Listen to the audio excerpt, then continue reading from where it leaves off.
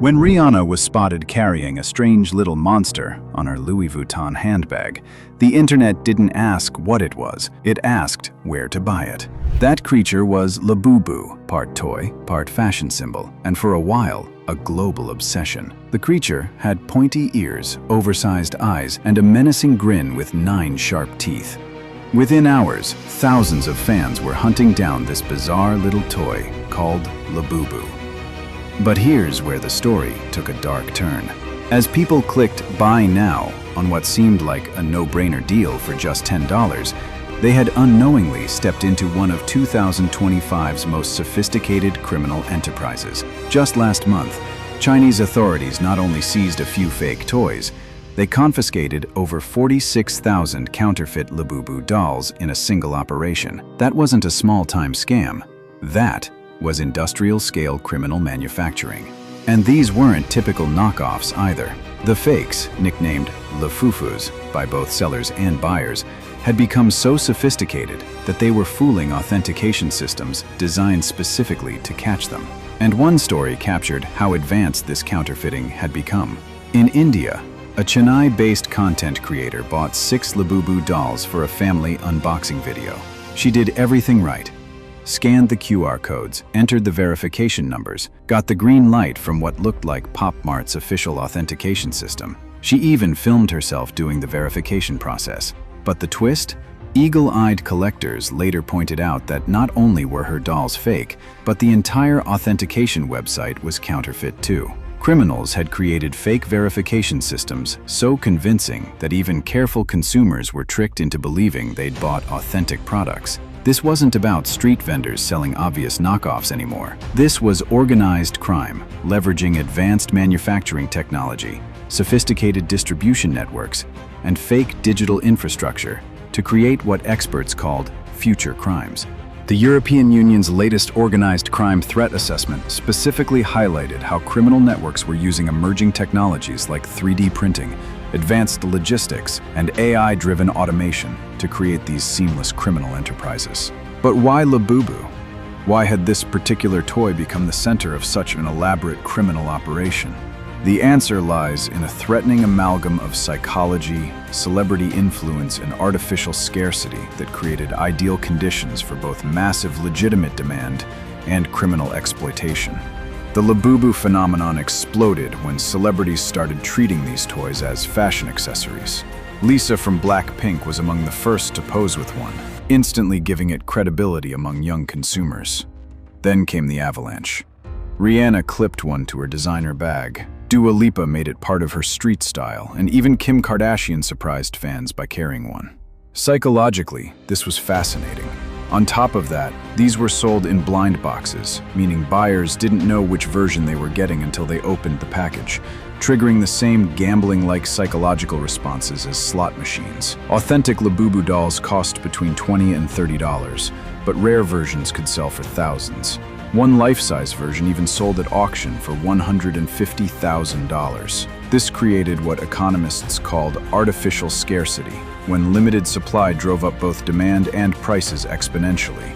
Pop Mart, the company behind Labubu, saw its profits surge 350% in the first half of 2025 alone, with the company's founder becoming one of China's top billionaires with a net worth of $22 billion.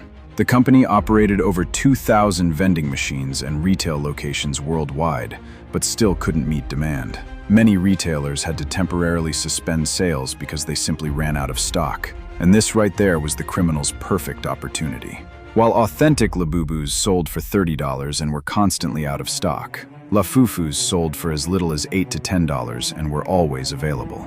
For many consumers, especially younger ones with limited budgets, the choice seemed obvious. But they didn't realize that they weren't just buying a cheaper alternative, they were funding sophisticated criminal enterprises.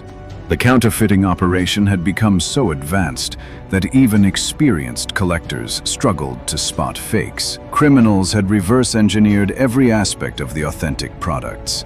They studied the packaging colors, replicated the labeling, created fake QR codes that led to convincing counterfeit websites, and even attempted to copy UV-activated authenticity stamps. The only reliable way to spot many fakes was to count the teeth. Authentic Labubus had exactly 9 molded teeth, while many Lafufus had different numbers or poorly molded dental features. What the world was witnessing was a fundamental shift in how organized crime operated. Traditional counterfeiting focused on luxury goods like handbags or watches, but criminals had realized that viral consumer goods offered better opportunities. The demand was massive. The profit margins were huge, and law enforcement hadn't adapted their strategies to handle the speed at which these operations could scale.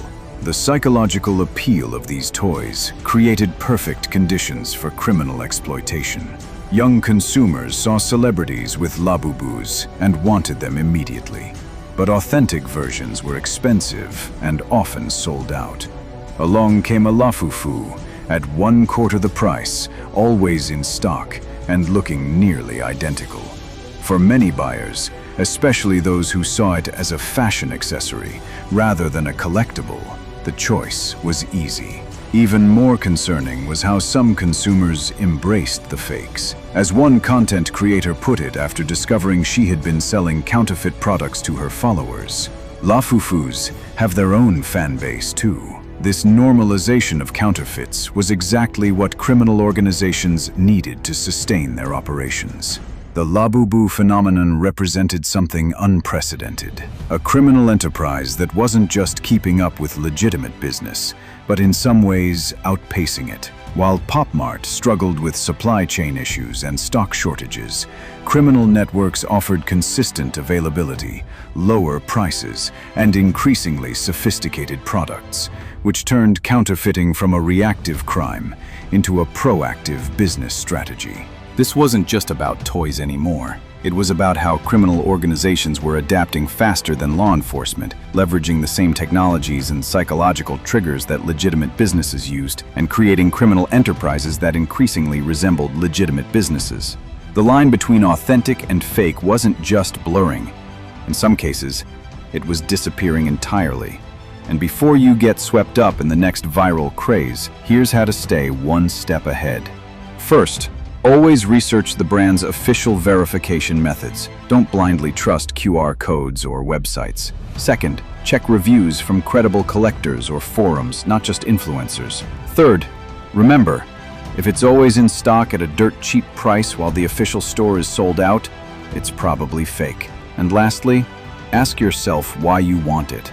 Is it because you love the product, or just because everyone else seems to have it? Trends built on hype are where criminals thrive. Stay alert, question everything, and don't let a cute monster trick you into funding real-world crime.